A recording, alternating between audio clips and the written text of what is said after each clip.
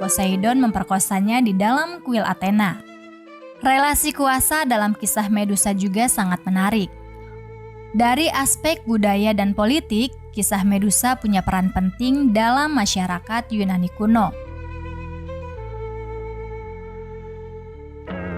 Hai teman-teman semuanya, selamat datang kembali di channel Siti Haryana.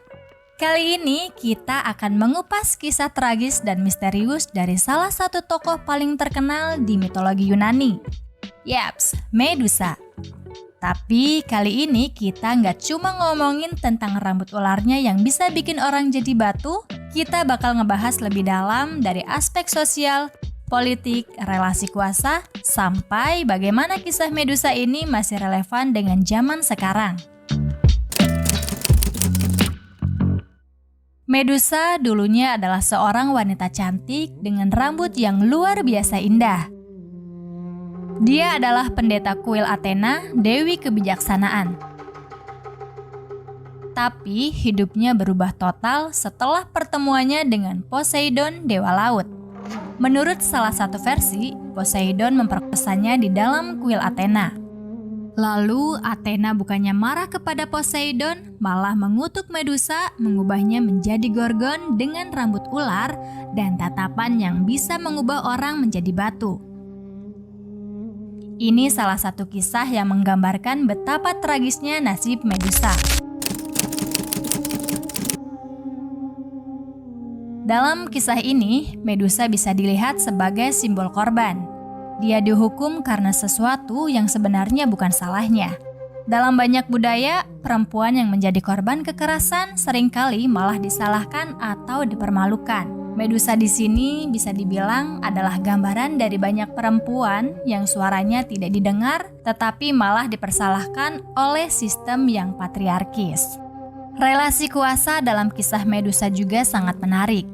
Poseidon sebagai dewa laut yang sangat kuat melakukan apa yang dia mau tanpa konsekuensi.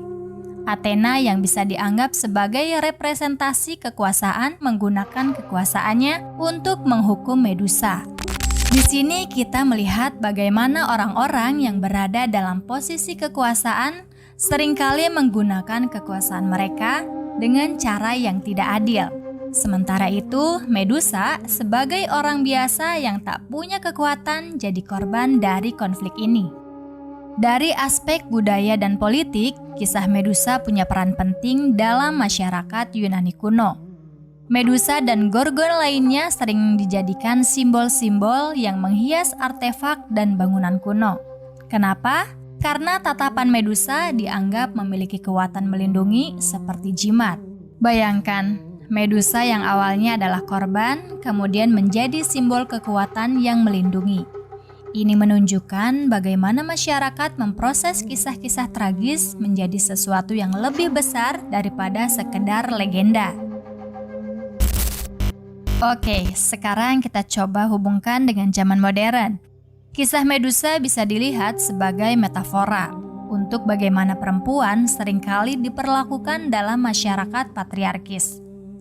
Medusa dihukum karena tindak kekerasan yang dialaminya. Ini bisa dibandingkan dengan bagaimana korban kekerasan seksual di zaman modern juga seringkali disalahkan atau dipermalukan, bukannya didukung. Bahkan di gerakan #MeToo, Medusa telah dijadikan simbol perlawanan terhadap patriarki dan kekuasaan yang tidak adil. Banyak yang melihatnya sebagai representasi kekuatan perempuan yang bangkit melawan penindasan. Tapi bukan cuma itu, Medusa juga punya sisi lain. Di satu sisi, dia ditakuti karena tatapannya bisa mengubah orang jadi batu. Di sini kita bisa melihat bagaimana kekuatan perempuan seringkali dianggap berbahaya atau mengancam oleh sistem yang dominan. Medusa menjadi simbol perempuan yang kuat, tapi kekuatannya ini dianggap sebagai sesuatu yang harus dikendalikan atau dihukum. Jadi, apa yang bisa kita ambil dari kisah Medusa? Dia bukan cuma sosok mitologi dengan cerita horor tentang rambut ular.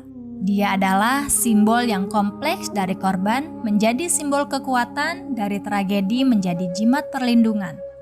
Kisah Medusa mengajarkan kita tentang bagaimana kekuasaan seringkali digunakan dengan tidak adil dan bagaimana kita sebagai masyarakat harus lebih peka terhadap ketidakadilan, terutama terhadap perempuan. Kisah Medusa juga masih relevan hingga saat ini, baik dalam perjuangan hak-hak perempuan maupun dalam bagaimana kita memandang kekuasaan dan keadilan. Oke teman-teman, terima kasih sudah menonton ya. Jangan lupa like, subscribe, dan share video ini kalau kalian merasa terinspirasi atau belajar sesuatu yang baru dari kisah Medusa. Bye-bye-bye.